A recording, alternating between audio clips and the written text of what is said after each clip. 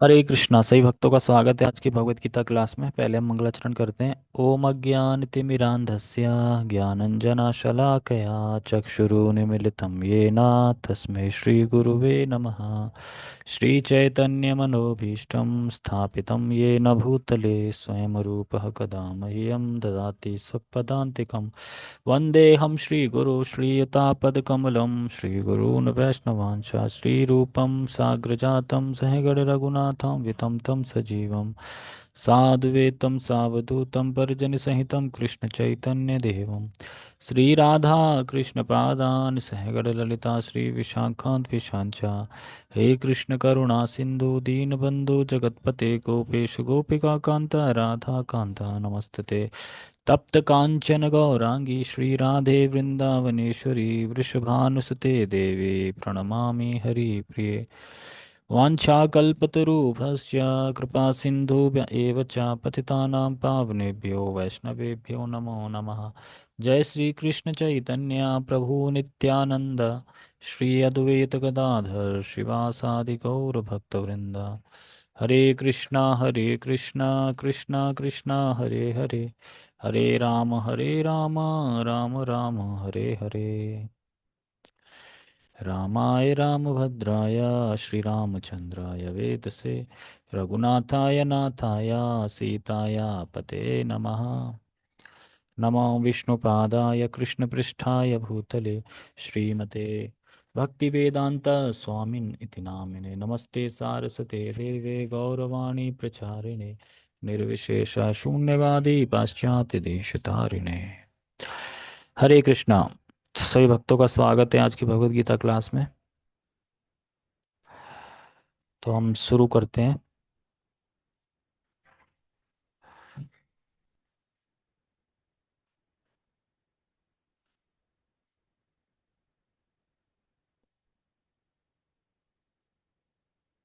ठीक है, सबको दिखाई दे रहा है श्लोक?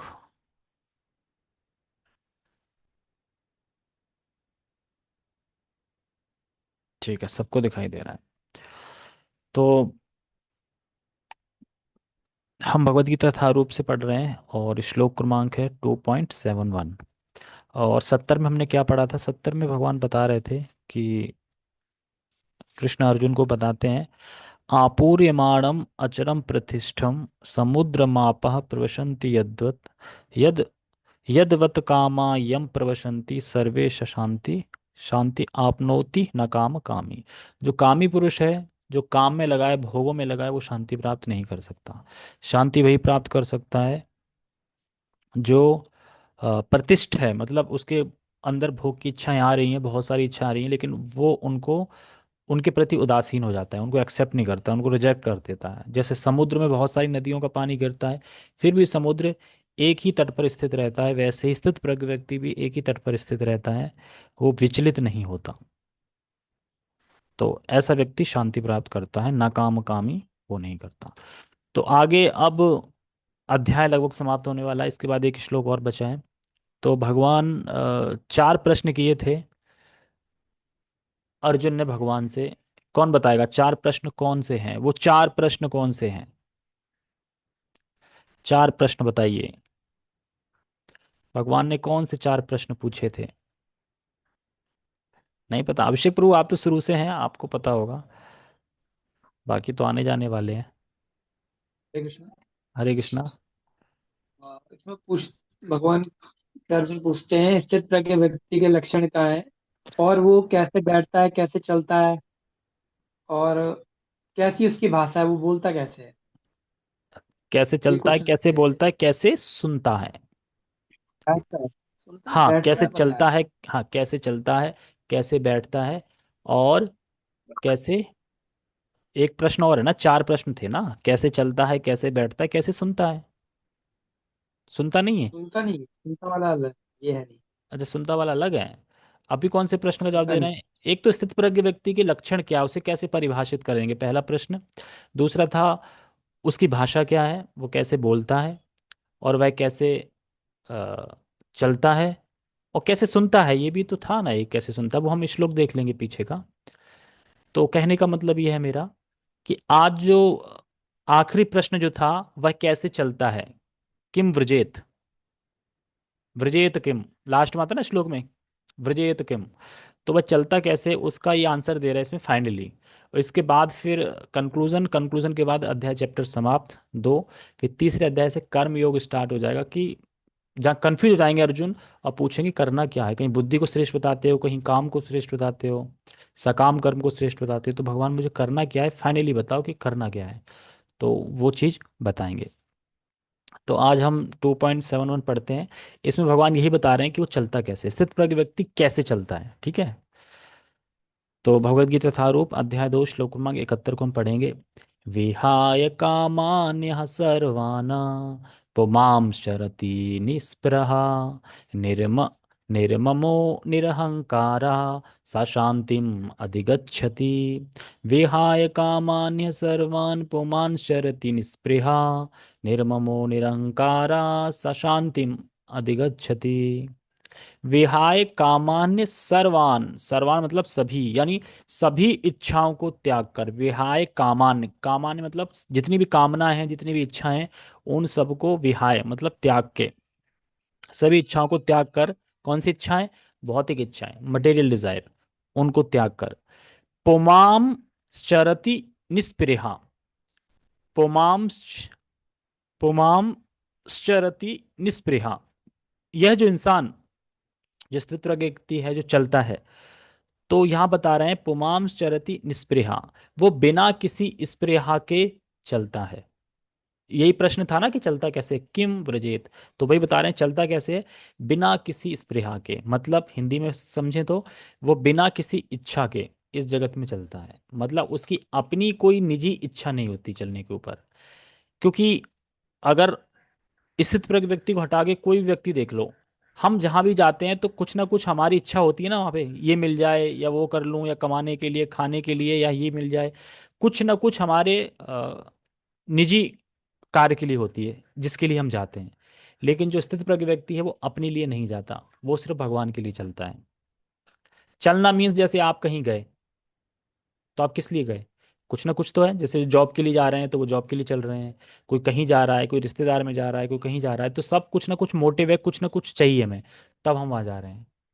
तो ये यहाँ पे बता रहे हैं कि यह जो इंसान चलता है बिना किसी इच्छा के। देखो इस जगत में बिना, इस जगत में बिना भौतिक लाभ के कोई कहीं नहीं जाता, कुछ ना कुछ लाभ चाहिए तभी जाता है, बिना कोई लाभ के कभी नहीं जाता। लेकिन जो आत्म साक्षात्कार व्यक्ति है, जो स्थित प्रज्ञ व्यक्ति है, वो चलता है, उसका कोई अपना प्रयोजन नहीं होता, वो सिर्फ भगवान के प्रयोजन के लिए चलता है, उसका अपना कोई प्रयोजन नहीं होता। जैसे अभिषेक प्रभु, आप संडे संडे को जब क्लास में जाते हैं तो क्यों चल के जाते हैं, आपका क्या प्रयोजन है, आप भगवान के लिए जा रहे हैं, मटेरियल प्रयोजन तो नहीं है कोई। लेकिन अगर आप वहीं आप भगवान के वहां ना जाके कहीं और जाएंगे तो कुछ ना कुछ प्रयोजन होगा। जैसे बैंक जा रहे हैं तो क्या प्रयोजन है, पैसे निकालने हैं मुझे या जमा करना है मुझे। शादी में जा रहे हैं तो क्यों जा रहे हैं, रिश्तेदार को देखेंगे, खाएंगे पिएंगे, मौज करेंगे, सेल्फी भी खिंचवाएंगे, वीडियो जरूर बनाएंगे, वीडियो बिना तो शादी अधूरी रहती है ना। शादी में अगर वीडियो नहीं बनाई तो समझो शादी नहीं हुई, ये फैक्ट है बिल्कुल। अब पता नहीं पिछली पहले जमाने की शादी कैसे होती थी, तब तो मोबाइल था नहीं, तो कैसे करते होंगे पता नहीं। लेकिन अब तो बिना वीडियो की शादी नहीं होती। निर्ममो निरहंकारा, और क्या होता है उसके अंदर, निर्ममो, निर्ममो मतलब कि जिसमें कोई ममता नहीं होती, ममता नहीं मतलब कि ये वस्तु मेरी है, ये मेरे भोग के लिए है। और निरहंकारा मतलब मैं इस शरीर, इस भावना से रहित, कि मैं ये शरीर हूं, इस भावना से रहित। दो चीजें यहाँ पे, निर्ममो निरहंकारा, और कामान और स्पृहा, यानी चार चीजें इसमें भगवान डिस्कस कर रहे हैं, चार चीजें बता रहे हैं मोटी मोटी, कि ये जो पालन कर रहा है वो स्थित प्रज्ञ है, वो ऐसे चलता है, चलने का बता रहे हैं उसको। स शांतिम अधिगच्छति, तो ऐसा व्यक्ति शांति को प्राप्त करता है। समझ में आया, फिर से समझते हैं। देखो भगवान यहाँ पे चार चीजें बता रहे हैं। पहला है कामान, कामान मतलब सभी कामनाओं के रहित, सभी कामनाओं को छोड़ दिया जिसने, उसकी कोई खुद की कामना नहीं है, बस उसी की एक ही कामना है, भगवान की सेवा करना, भगवान को मैं कैसे प्रसन्न करूं, एक ही उसकी कामना है। पहला, विहाय कामान सर्वान, सभी इच्छाओं को जिसने त्याग दिया है, सभी कामनाओं को जिसने त्याग दिया है। दूसरा है निस्पृहा, निस्पृहा का मतलब है निस्पृहा से रहित है। वो जो कोई भी कार्य कर रहा है उसमें उसका अपना कुछ ही निजी लाभ नहीं है, वो सिर्फ भगवान के लिए कर रहा है। ऐसा नहीं कि उसका अपना खुद का लाभ है, अपने लिए कर रहा है वो सिर्फ कृष्ण के लिए कर रहा है, भगवान के लिए कर रहा है। तीसरा है निर्ममो। निर्ममो का मतलब होता है, क्या बताया था मैंने इस पे, निर्ममो, निर्ममो मतलब कि जिसमें कोई ममता नहीं है। ममता मतलब कि वस्तु की ममता, क्योंकि वो जानता है मैं शरीर नहीं हूं, मैं आत्मा हूं। तो शरीर से जुड़ी वस्तु भी मेरी नहीं है, क्योंकि वो सब जानता है कि जितनी भी वस्तु है इस जगत में वो सब भगवान की है। तो इसीलिए वो उसमें आसक्त नहीं है, वो बस उनके जरिए भगवान की सेवा करता है उन वस्तुओं से। निर्मम मतलब जो भी भोग की वस्तुएं हैं, उसको वो अपना नहीं मानता, निर्मम है। और निरहंकार होना मतलब कि मैं शरीर हूं, इससे रहित होता है। वो जानता है कि मैं आत्मा हूं और मैं शरीर नहीं हूं। ऐसा व्यक्ति स शांतिमत गच्छति, तो ऐसा व्यक्ति शांति प्राप्त करता है। स्पृहा मतलब क्या होता है, देखो, स्पृहा का मतलब होता है जीवन धारण करने के लिए जितना आवश्यक उतनी इच्छा करना, यह निस्पृहा है। स्पृहा मतलब कि आपको कुछ चाहिए, निस्पृहा मतलब आप अपने लिए कुछ नहीं कर रहे हैं। यानी जीवन धारण करने के लिए कितना चाहिए, सुबह 4 रोटी, शाम को 4 रोटी, ठीक है, 2 वक्त की रोटी, कपड़ा, छोटा सा मकान, बस, और तो कुछ नहीं चाहिए। तो इतना ही। अब उसके लिए जो तो आप इच्छा कर रहे हो कि कैसे मैं 2 रोटी कमा लूं, उतना ही सिर्फ इच्छा कर रहे हो, वो ठीक है। लेकिन उससे ज्यादा कर रहे हो तो स्पृहा में आ जाएगी। तो निस्पृहा मतलब जीवन धारण करने के लिए जितना आवश्यक हो उतना की इच्छा करना। देखो, ये हम कैसे कर सकते हैं, उसमें गुरु महाराज बहुत अच्छा बता रहे थे कि हम ये ऐसे कर सकते हैं। देखो, भगवान ने हमें बनाया है, मतलब कि भगवान ने हमें बनाया है, तो मेंटेन कौन करेगा, भगवान ही करेंगे। जैसे कभी होता है ना कि कोई चीज किसी ने बनाई है तो उसके मेंटेन कौन करता है, मेंटेनेंस कौन करता है, जो बनाया है वो करता है। तो उसी तरीके से जब भगवान ने हमें मेड किया है, भगवान ने हमें बनाया है, तो मेंटेनेंस भगवान करेंगे। हम काय को टेंशन लें कि हमारा कैसे चलेगा कैसे नहीं चलेगा। हमें तो भगवान ने जिस काम के लिए भेजा हमें वो करना है, मेंटेनेंस तो भगवान करेंगे ही। 84 लाख योनियां हैं, 84 लाख योनियों में 80 लाख योनियां मनुष्य में नहीं आती। क्या उनका मेंटेनेंस कौन कर रहा है, भगवान कर रहा है। क्या किसी चींटी मकोड़े का किसी का अकाउंट है कि इतने सारे पैसे हैं मेरे अकाउंट में, कैसे चलेगा, कुछ नहीं। वो कोई मेहनत कर रहे हैं, खाने को मिल रहा है उनको। हाथी को, है ना, मन मन भर देते हैं, चींटी को कण भर देते हैं। तो भगवान सबका देखते हैं, सबका मेंटेन करेंगे। लेकिन मनुष्य ये सोचता है कि हमारा मेंटेन भगवान नहीं करेंगे, इसलिए हमें जोड़ जोड़ के रखना है, हमें मजबूरी में काम आएगा, इमरजेंसी में काम आएगा, ये सब चीज़ आएगा। क्यों, क्योंकि हम सरेंडर नहीं है भगवान को। जब भगवान को सरेंडर हो जाएंगे तो हम ये सोचने लगेंगे कि एक्चुअली मैं शरीर नहीं, मैं आत्मा हूँ और मैं भगवान का हूँ, तो मेंटेनेंस भगवान करेंगे, मैं इतना क्यों सोचूं। हमें उतना ही धारण करना है जितने से जीवन चल, जितने से जीव, जो जो हमारा आत्मा है उसका भरण पोषण हो सके, यानी शरीर का भरण पोषण हो सके, उतना ही करना। उससे अधिक इच्छा कर रहे हैं तो फिर निस्पृहा से आप रहित नहीं हो सकते। निस्पृहा मतलब कि बस जितना चाहिए, जितनी नीड है उतना ही। तो भगवान की सेवा करनी है, तो फिर ये 4 काम जो करने हैं, तो उससे आपको शांति प्राप्त होगी। क्योंकि मनुष्य शरीर छोड़ते ही, मनुष्य शरीर छोड़ते ही आपके सारे रिश्ते नाते यहीं के यहीं खत्म, और दूसरे रिश्ते नाते शुरू हो जाएंगे। फिर तीसरे रिश्ते नाते शुरू हो जाएंगे। तो कौन है रिश्ते नाते, एक्चुअली में तो भगवान ही है हमारे, जो कि आज भी हैं, पहले भी थे और आगे भी रहेंगे। भगवान हमेशा रहेंगे। टेक्स्ट पढ़ते हैं इसका, बहुत अच्छा है।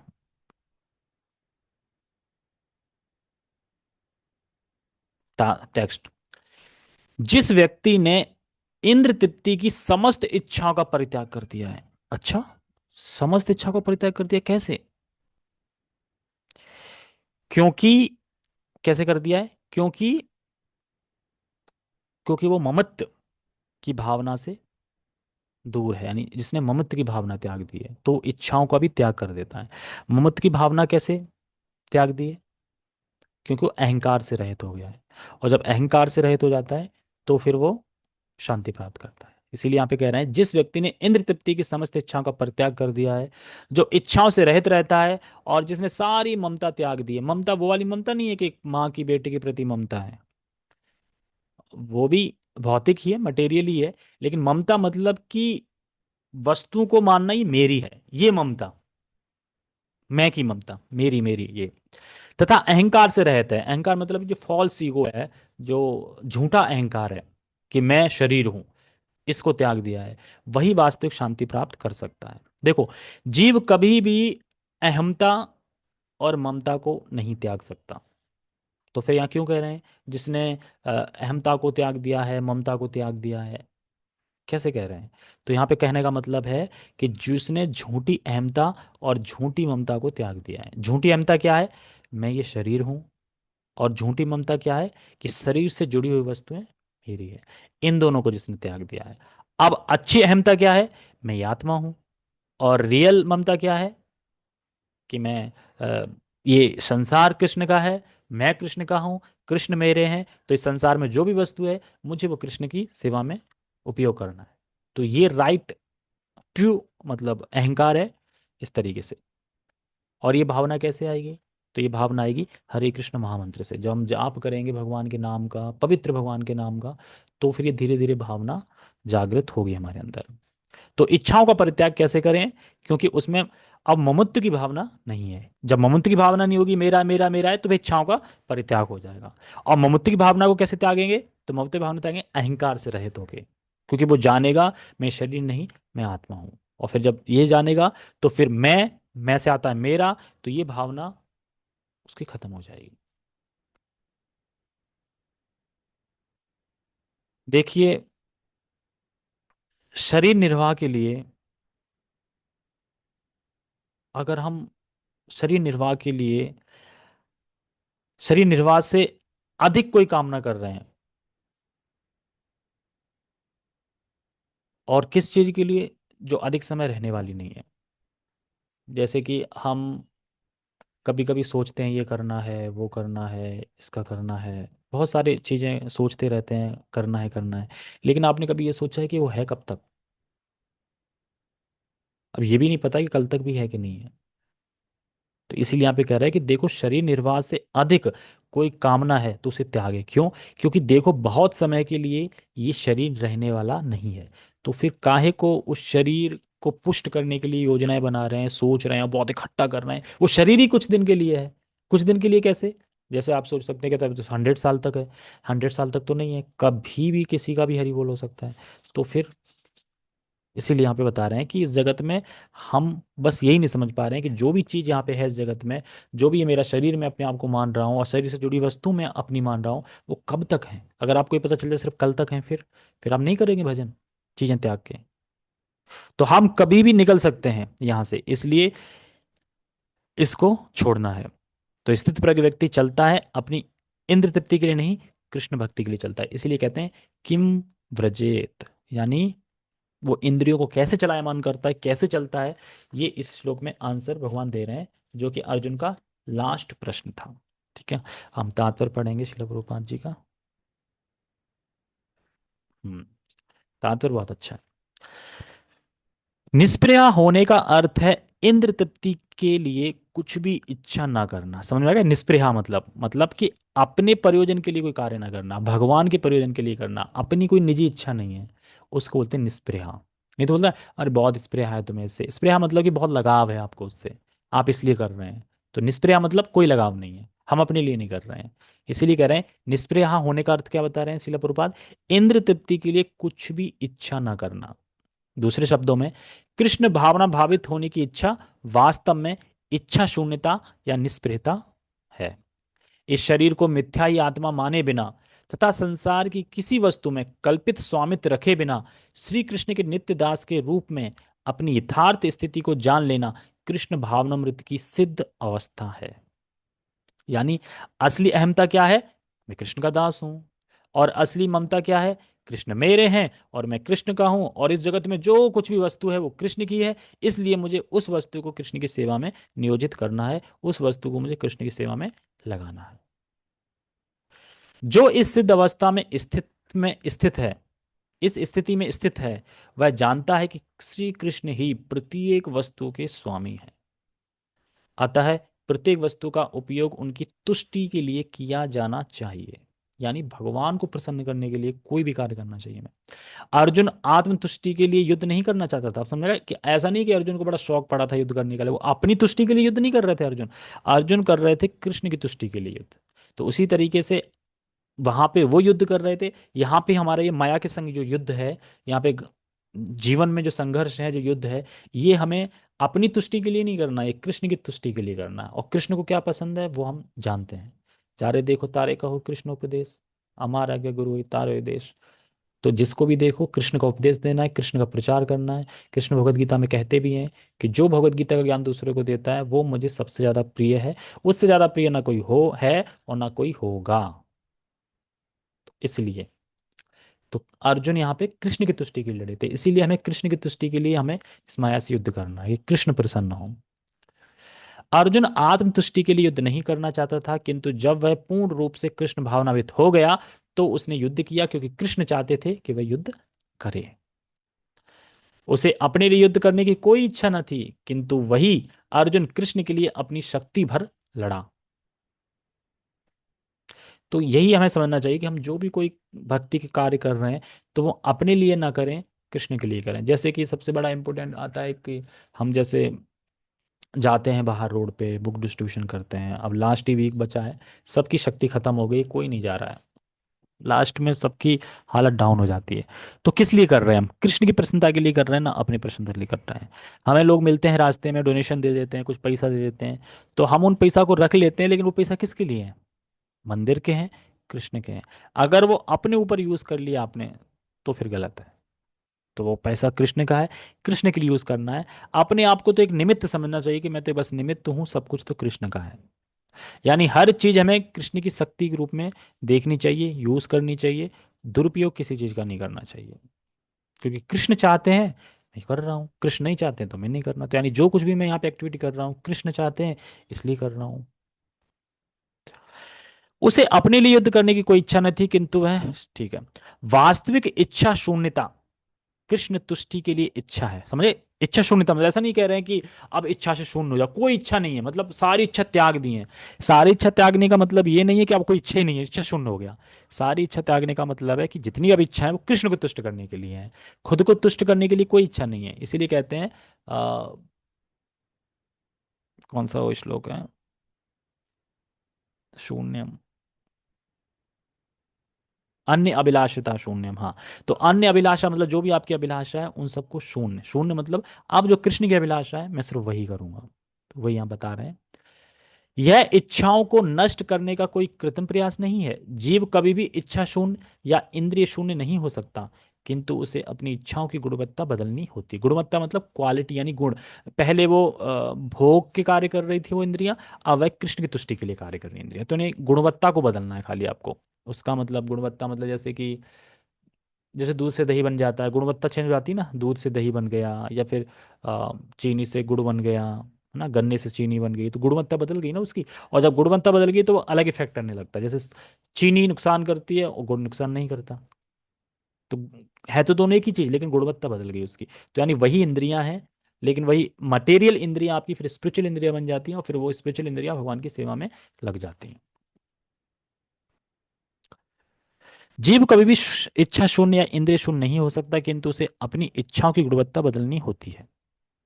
बता दिया मैंने। भौतिक दृष्टि से इच्छा शून्य व्यक्ति जानता है कि प्रत्येक वस्तु कृष्ण की है। ईशावास्यमिदम सर्वम मतलब सब कुछ कृष्ण का है।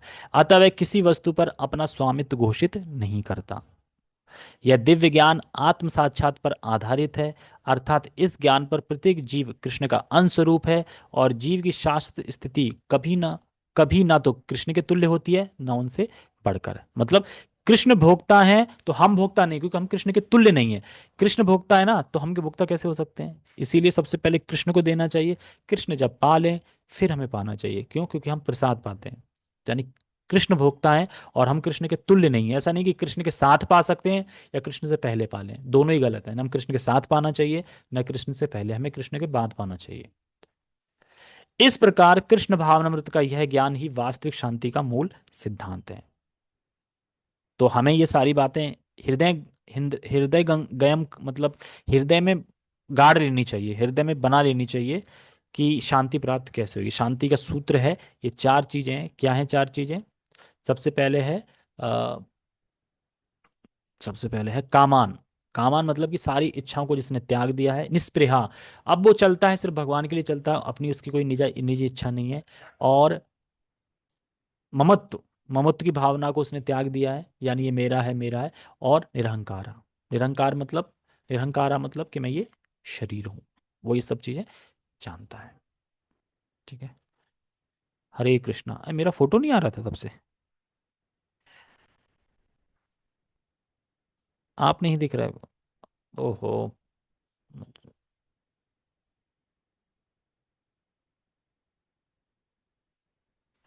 एक्चुअली मैं देखा नहीं, मैं पीडीएफ देख रहा था तब से, एक सेकंड।